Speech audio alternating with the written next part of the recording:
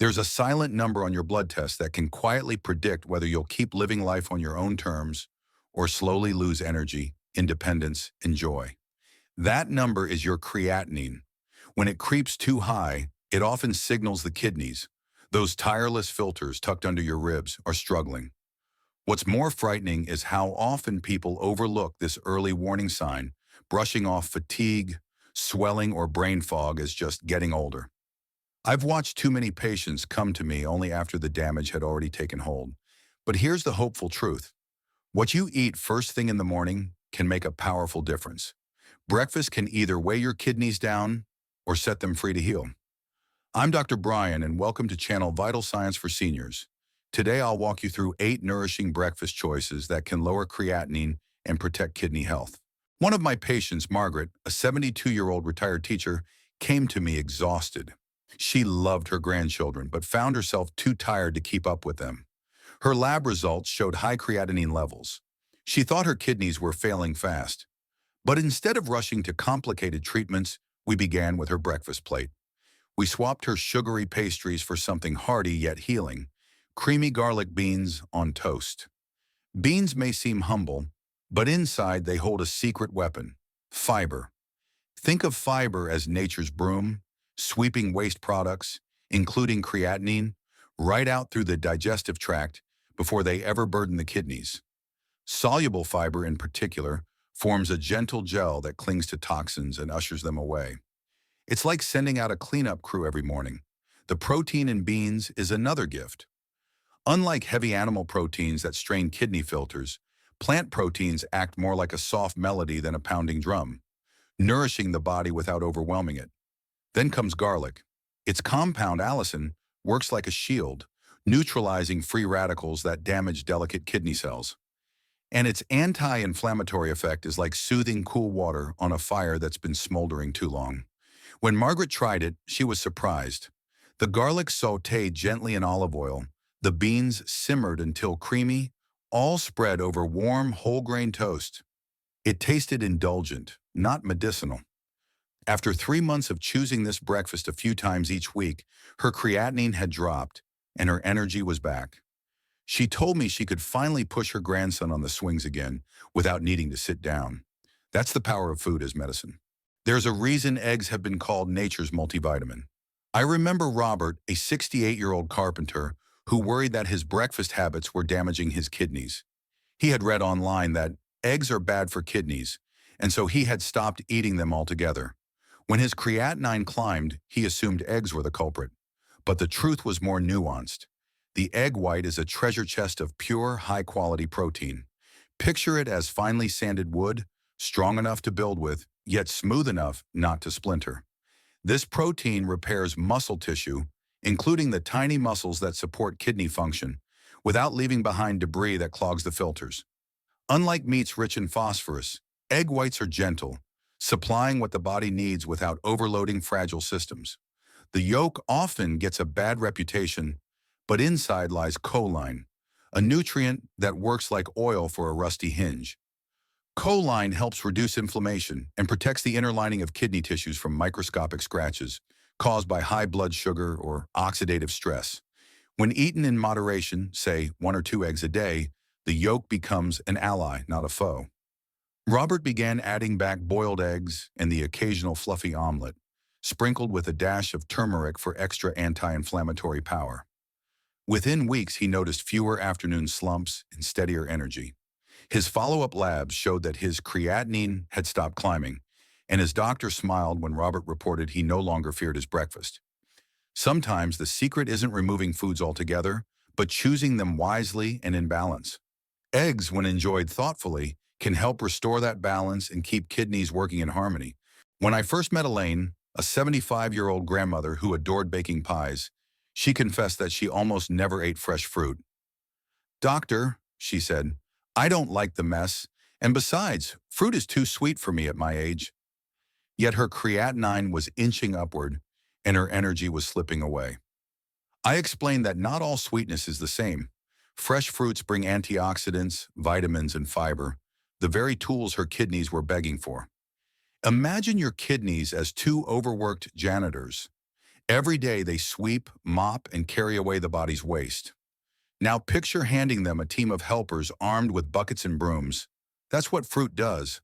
Berries like blueberries and raspberries act like polish, scrubbing away oxidative stress that scratches kidney cells. Cranberries provide a protective shield against infections, lowering the risk of urinary tract infections that so often trigger kidney stress. Apples and pears, full of soluble fiber, behave like sponges, soaking up excess waste so the kidneys don't drown in the workload. For someone with kidney concerns, choosing low-potassium fruits like grapes, pineapple, or a crisp apple can be life-saving. These fruits give hydration and support without tipping the mineral balance too far. When Elaine started replacing her morning pastries with a small fruit salad, half an apple, a handful of blueberries, and a slice of pineapple, her digestion improved, her bloating eased, and her labs showed a gentle decline in creatinine. Science backs this up. A 2019 study in the Clinical Journal of the American Society of Nephrology found that higher fruit and vegetable intake was linked to slower progression of kidney disease. For Elaine, fruit was no longer just a sweet treat. It became her medicine in disguise. Not long ago, I sat with Henry, a 70-year-old retired postman, who told me he felt poisoned from the inside. His labs showed high creatinine, and he often complained of stomach bloating. He avoided dairy, fearing it would make things worse. But the right kind of yogurt, unsweetened, simple, alive with probiotics, became part of his turnaround. Think of your gut as a garden. When weeds take over, the soil becomes toxic and nothing healthy thrives. Probiotics in yogurt act like planting good seeds, nurturing beneficial bacteria that crowd out the weeds and restore balance. When the gut is balanced, fewer toxins like urea and creatinine leak into the bloodstream, meaning the kidneys don't have to work overtime. Yogurt is also naturally rich in calcium and B vitamins, gifts that support bones and energy without overwhelming kidney function. Because it's low in sodium, it doesn't drive up blood pressure, a key factor in protecting those delicate kidney filters. Henry began each morning with a small bowl of unsweetened yogurt, topped with a few blueberries and a sprinkle of flaxseed. He told me it felt like his stomach was finally quiet. Within months, his creatinine had stabilized, and he had enough energy to get back to his daily walks. The key, though, is moderation. Too much yogurt can tilt the body toward acidity or cause bloating, especially if lactose intolerance lurks in the background. But one cup, enjoyed slowly, can feel like a reset button for the gut and a relief for the kidneys. For Henry, it was a way of making peace with food again, choosing something that soothed instead of strained. Sometimes healing begins with the gentlest of breakfasts. There's something almost magical about chia seeds. When you drop them into water, they swell and transform into tiny pearls, almost like nature's pudding. For the kidneys, that transformation carries a hidden gift. I remember speaking with Rosa, a 66-year-old grandmother who loved making smoothies but struggled with high creatinine. She was skeptical when I suggested adding chia. "Doctor, those little black specks? How could they help something as serious as my kidneys?" Here's the secret: fiber. Chia seeds are loaded with it. Imagine your bloodstream as a busy highway littered with debris. Fiber acts like a fleet of street sweepers, gathering up sugar spikes and waste molecules before they crash into the kidneys. By stabilizing blood sugar, fiber prevents the kind of damage that slowly scars those delicate filters. Just 1 tablespoon provides nearly a fifth of your daily fiber needs. Unlike heavy meats, chia brings very little protein, so it nourishes without straining. But what makes chia truly special are its omega-3 fatty acids, healthy fats that calm inflammation like a cool breeze over hot coals. Studies have shown omega-3s lower blood pressure and reduce oxidative stress, both crucial for protecting kidney function. Rosa started adding a spoonful to her morning yogurt, sometimes letting it soak overnight until it turned into a creamy pudding.